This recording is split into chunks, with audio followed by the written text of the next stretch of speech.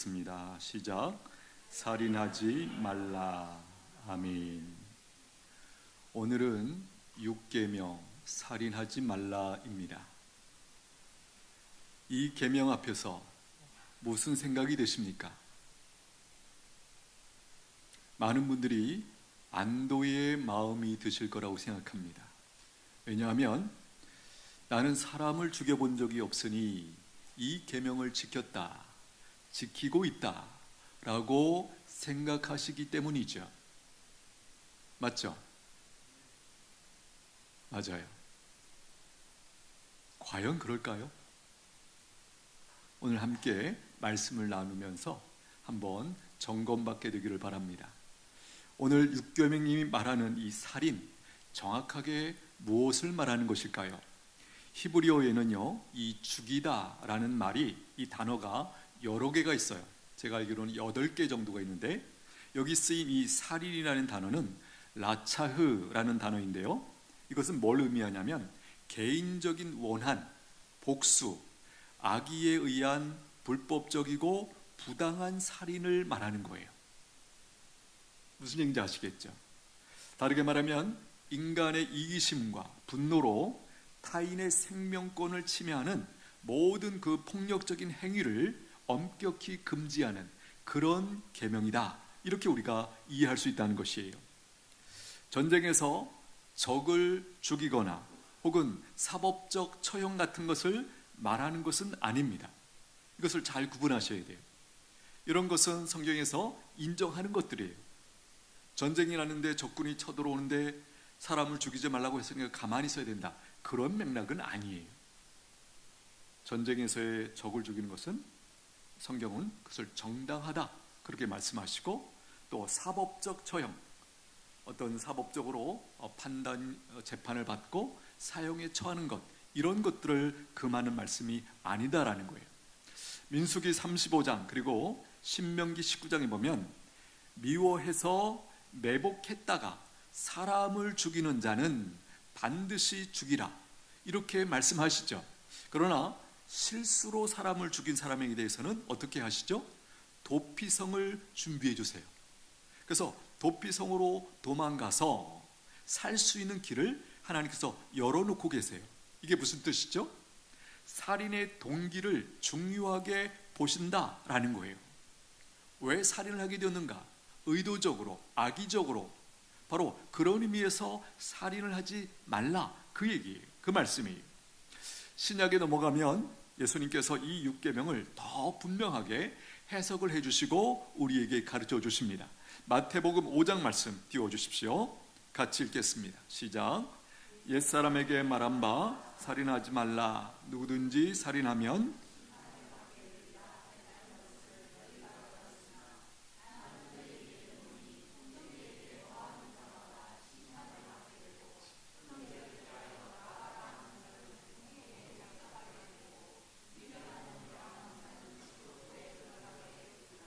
예, 22절 보시면 이 색깔 바뀐데 첫 번째 보시면 노하는 자마다, 여기 노한다, 분노한다, 성낸다, 화낸다, 그런 의미죠. 노하는 자마다 심판을 받게 된다. 형제에 대해서 라가라 하는 자는, 라가, 일종의 유대인들 사이에 있는 욕이죠. 의미는 바보, 이런 뜻이에요. 바보, 멍청이, 그런 뜻입니다. 이거는 아람어를 음역한 것이 일종의 멸시의 언어입니다. 당시의 유대인들은 아람어를 쓰고 있었어요. 그렇죠? 그것의 음역으로 그 소리 나는 대로 갖다 쓴 표현이 바로 이 표현이에요. 끝에 보시면 미련한 놈이라는 자는, 미련한 놈, 무가치한 놈, 그런 의미죠. 어떻게 된다고요? 지옥불에 들어가게 되리라. 지옥 간다, 그 말씀이죠. 이 마태복음 5장에 있는 이 말씀 무슨 뜻입니까? 예수님에 의하면 사람을 무시하고 모욕하고 미워하는 것이 곧 살인하는 것이다, 바로 그렇게 말씀을 해주고 계신다라는 거예요. 여러분, 여기서 조금 놀라지 않습니까? 우리에게 비교적 익숙한 사람을 무시하고 모욕하고 미워하는 것이 살인이다? 너무하는 거 아닌가? 여러분, 이 해석은 바로 이 육계명을 주신 원저자의 해석이에요. 예수님의 해석이에요. 예수님의 가르침이에요.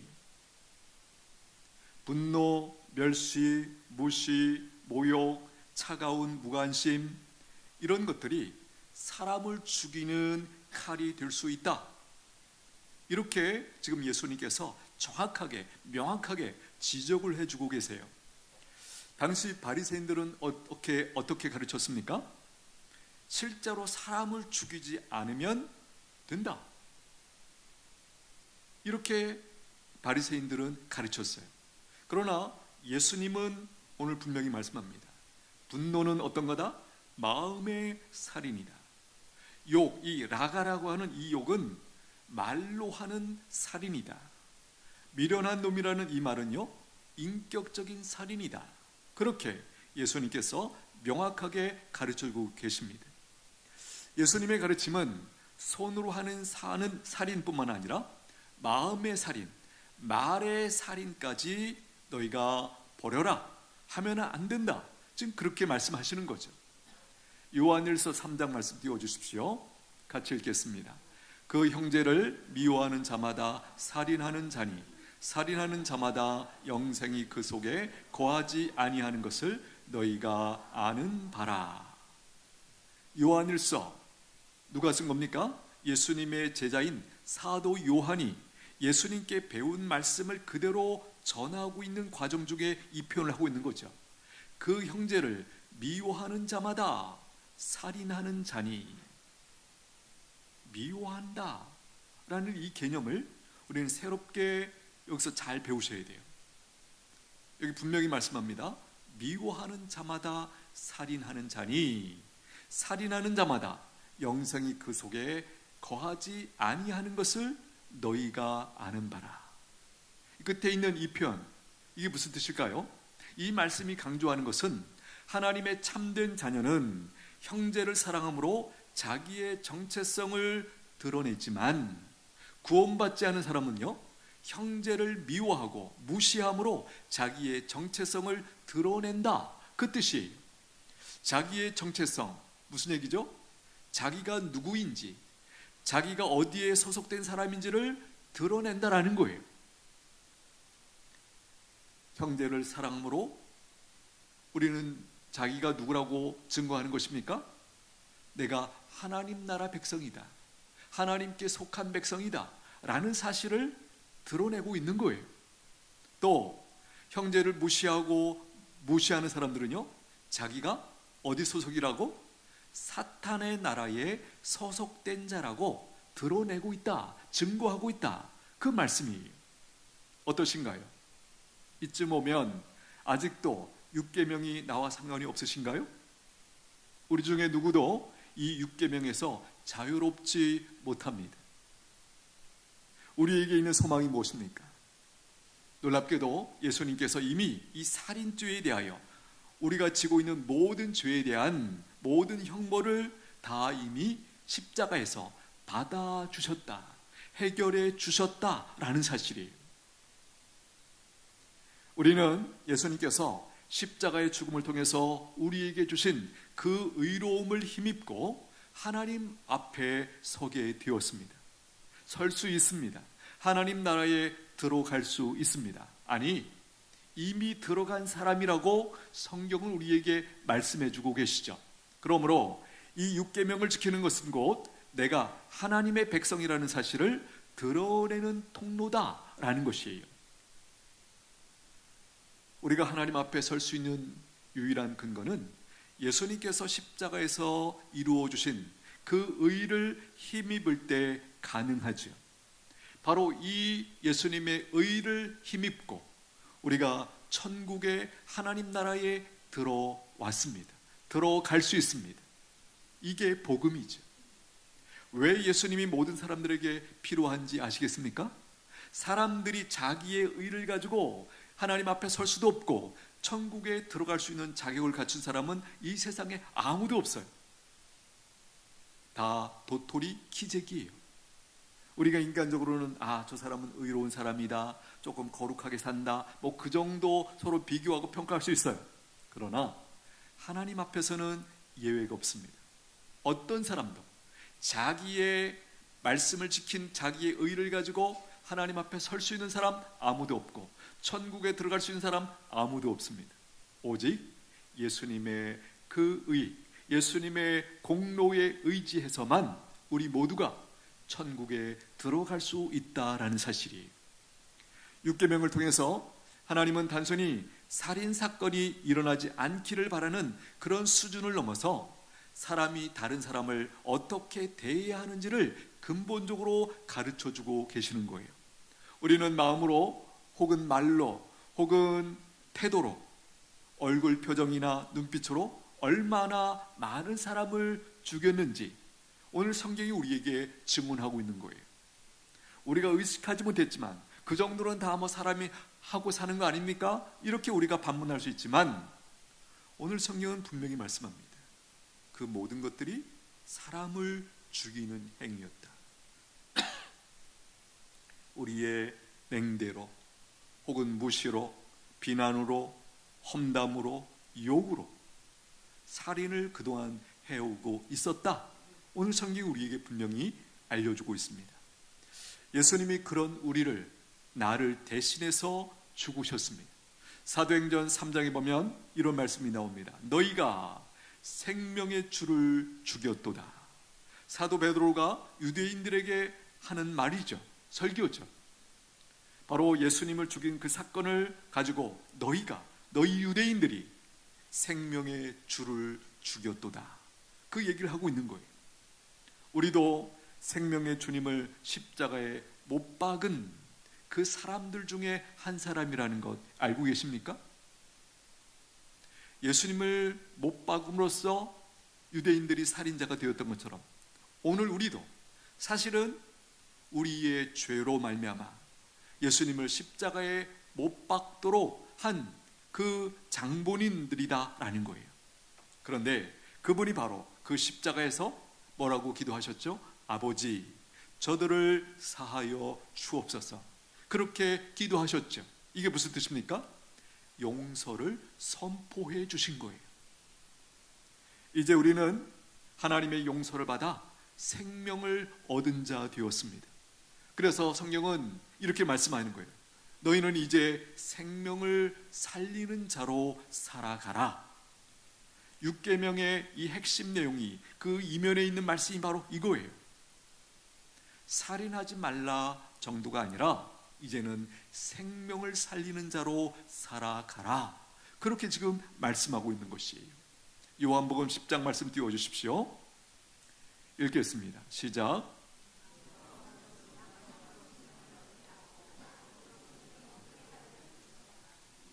우리가 예수님을 믿고 따르는 자들이 맞습니까?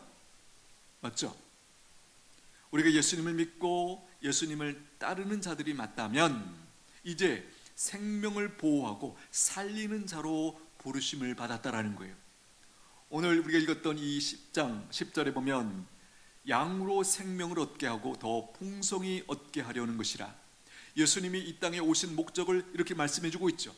양으로 생명을 얻게 하고, 우리는요 이 예수님의 은혜로 말미암아 생명을 얻은 자 되었고, 이제 어떻게 살기를 원하신다고요? 우리도 예수님처럼 생명을 보호하고 살리는 자로 우리를 불러주셨다라는 거예요. 왜 살인하지 말아야 할까요? 중요한 질문이죠. 왜 살인에 대해서 하나님께서 이토록 강하게 말씀하십니까? 그 이유는 인간은 하나님의 형상이기 때문이에요. 놀랍게도 성경은 살인하지 말아야 할 근거를 인권에서 찾지 않습니다. 인권에서 찾기 전에 신권에서 찾고 있다는 거예요. 창세기 1장 말씀 띄워주십시오. 읽겠습니다.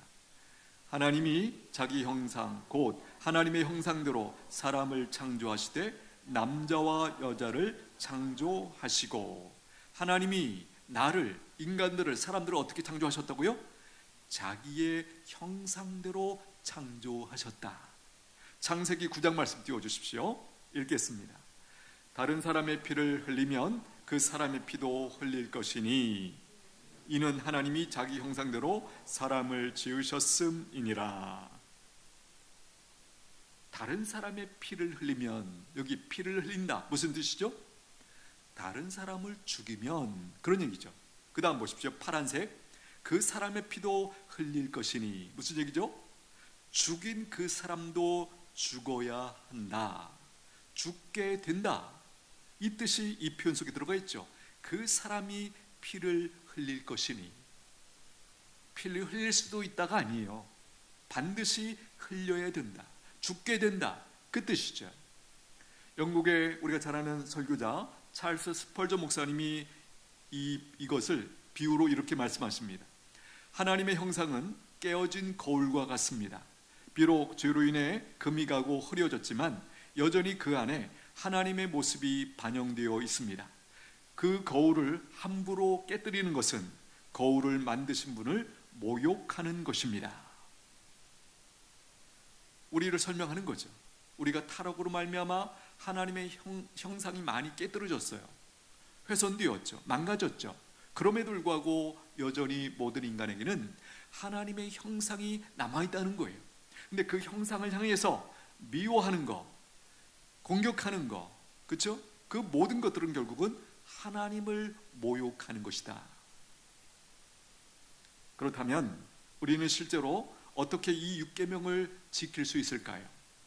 첫째는 분노를 잘 관리하셔야 됩니다. 예수님은 형제에 대해서 분노하는 것, 라고 멸시하는 것, 혹은 욕하는 것 자체가 사람을 죽이는 것이다, 그렇게 분명히 말씀하셨습니다. 왜냐하면 우리의 행동과 마음은 연결되어 있기 때문이에요. 우리는 행동으로 드러난 그 결과로서만 살인을 이해했는데 예수님은 그게 아니죠. 마음에 벌써 그 살인하는 마음이 있는 것 자체, 즉 그 미움의 마음, 분노하는 마음, 그런 것이 있다면 벌써 이미 살인한 것으로 예수님은 간주하셨다라는 거예요. 왜 그러셨을까요? 살인이라는 이 행위는 반드시 마음속에 품은 분노에서 출발하기 때문이에요. 여러분, 인류 최초의 살인사건 기억하십니까? 가인이 동생 아벨을 죽인 사건이죠. 근데 그 마음에 어떤 마음이 있었죠? 분노의 마음이 있었어요. 동생에 대해서 분노하는 마음이 있었어요. 그것이 행위로 드러났을 뿐이지. 어떻게 분노를 관리할 수 있습니까? 예를 들면 이런 것입니다. 화가 났을 때 우리가 적어도 한 10초 정도 하나님 앞에 머무는 것이에요. 사람들 앞에 머물면 어떻게 보면 이 분노가 더 폭발하기 쉬워요. 근데 우리에게 있는 복이 뭐냐면 하나님 앞에 머무는 거예요. 하나님 앞에 서서 뭐 합니까? 기도하는 거죠. 하나님, 제 마음을 지켜주십시오. 분별력을 주십시오. 이 상황에서 분노에 사로잡히지 않도록 하나님 붙잡아 주옵소서. 그렇죠? 우리가 흔히 일반적인 이런 처방도 있습니다. 우리가 분노할 때 사람들에게 뭐 하라고 그러죠? 큰 호흡을 하라, 또 심호흡을 하라, 또 물을 마셔라. 다 뭐죠? 그 분노의 불길을 감하기 위해서, 식히기 위해서 그렇게 하라는 그런 맥락이죠. 오늘 우리들의 특권은 그 상황 속에서 내가 나를 통제할 수 없는 그 분노에 빠져 있을 때 하나님 앞에서 이 상황을 객관적으로 볼 수 있는, 플러스 하나님의 도우심을 힘입을 수 있는 그 기회가 우리에게 주어진다는 거예요. 두 번째는 말과 태도를 조심하셔야 돼요. 여러분들이 이런 글을 보셨다고 생각합니다. 한 청년이 극단적인 선택을 하기 전에 SNS에 이런 마지막 글을 남겼습니다. 나를 죽인 건 칼이 아니었습니다. 수없이 들었던 너는 쓸모없어, 너 늘 그래, 너 같은 건 이런 말들이었다라는 것이죠. 우리는 손에 칼을 들지 않고도 누군가를 죽일 수 있습니다. 그렇죠?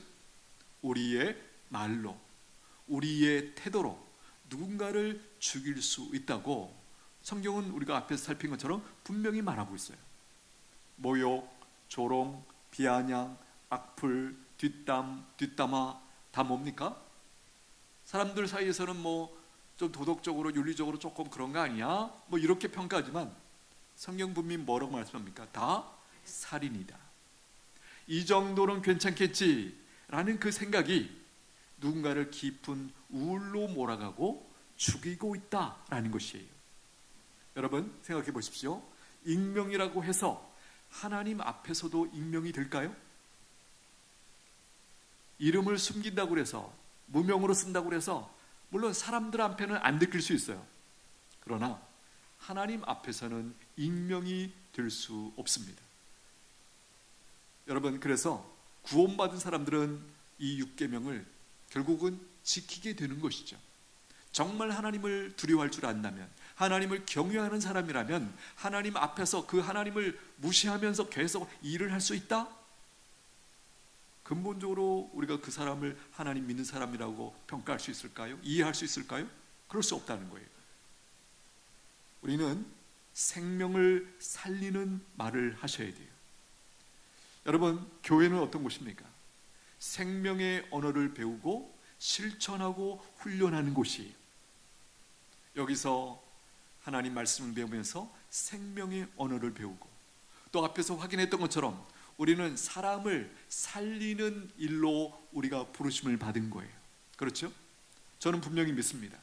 예수님을 믿으면 언어가 바뀌게 되어 있어요.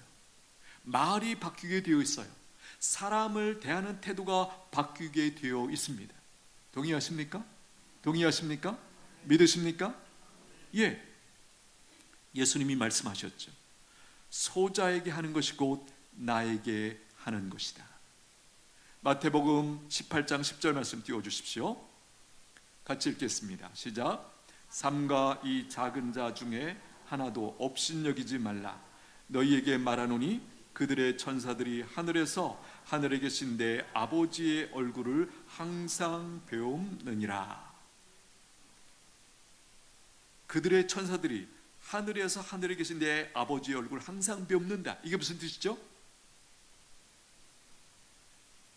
작은 자를 우리가 업신여기고 그렇게 대했을 때 그 사실이 하나님 앞에 바로 즉각 보고된다.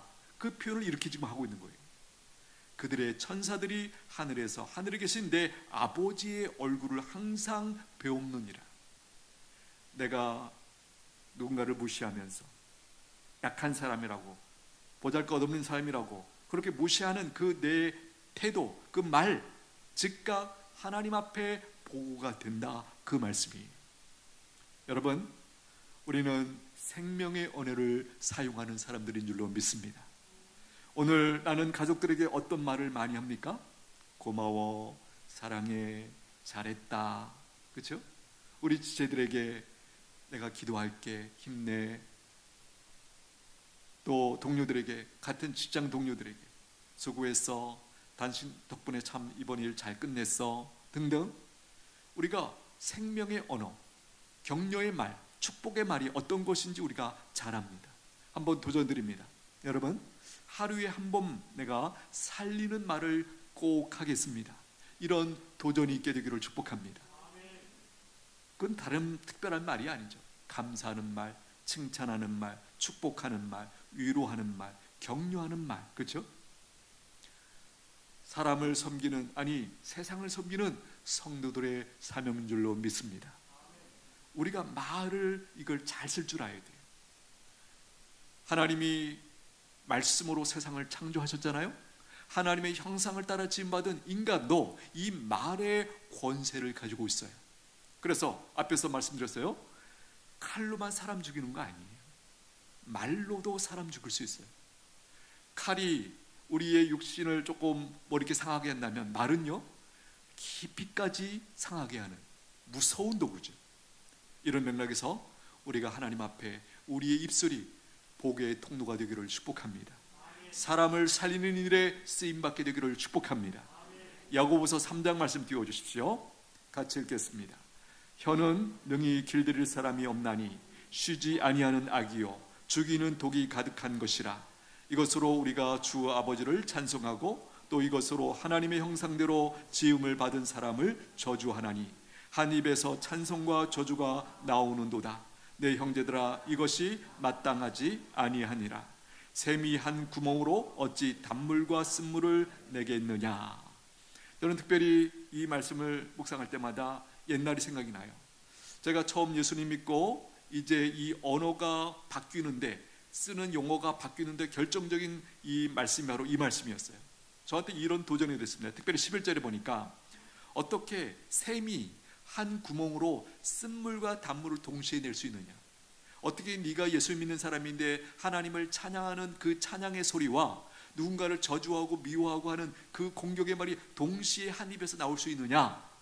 이게 저한테 굉장히 큰 충격으로, 도전으로 다가왔어요.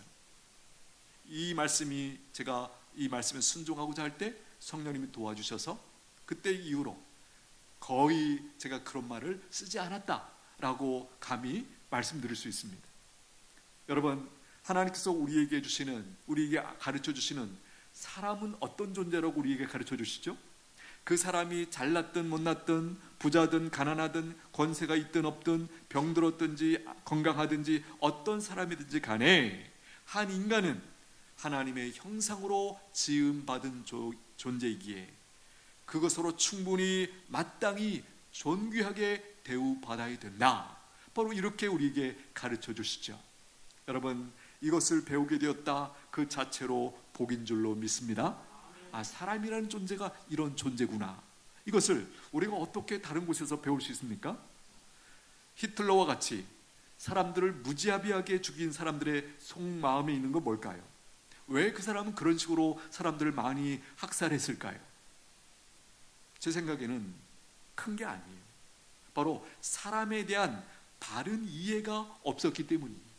사람이 어떤 존재인지, 하나님의 형상을 따라 얼마나 존귀한 존재인지 그 사실을 몰랐기 때문에, 또 다르게 말하면 사람을 어떻게 이해한 것입니까?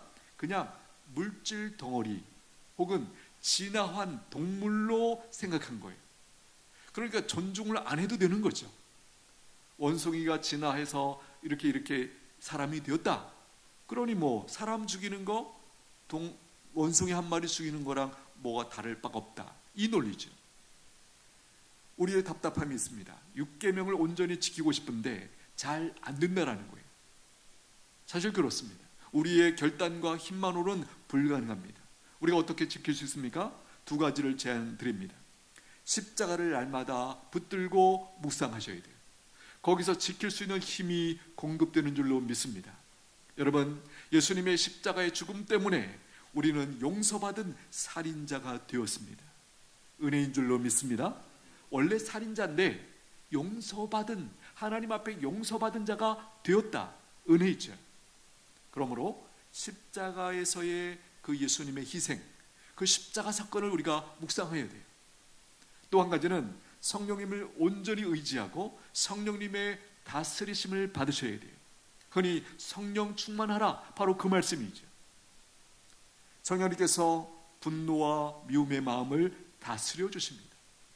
용서와 사랑의 마음을 가능하게 하세요. 성령님만이 우리의 마음을 바꾸실 수 있어요. 에스겔 36장 말씀 띄워주십시오. 읽겠습니다. 시작. 또 새 영을 너희 속에 두고 새 마음을 너희에게 주되 너희 육신에서 굳은 마음을 제하고 부드러운 마음을 줄 것이며 또 내 영을 너희 속에 두어 너희로 내 율례를 행하게 하리니 너희가 내 규례를 지켜 행할지라. 여기 새 영, 내 영, 누구 얘기하는 거죠? 성령님을 가리키는 표현이죠. 그렇죠? 성령님이 우리 가운데 오시면 육신에서 굳은 마음 제거해 주신대요. 부드러운 마음을 주신대요. 미워하는 마음이 아니라 용서하는 마음, 또 사랑하는 마음을 우리 가운데 부어 주신다.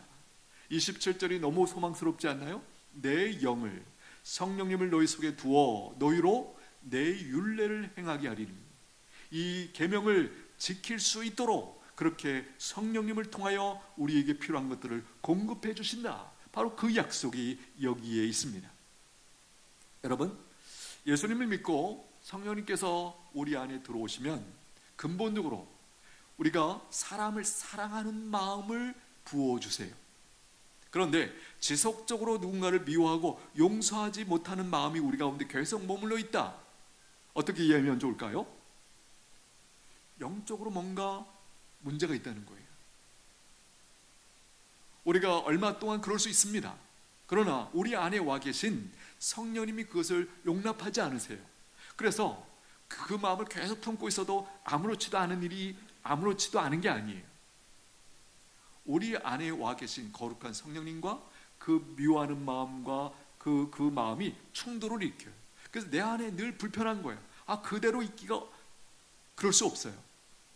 그래서 무릎 꿇게 되고 성령님 앞에 굴복하게 되고 성령님의 다스리심을 받아들이게 되고 그래서 용서하고 마음을 바꾸고 이러는 일이 일어날 수밖에 없다라는 것이 말씀을 마무리합니다.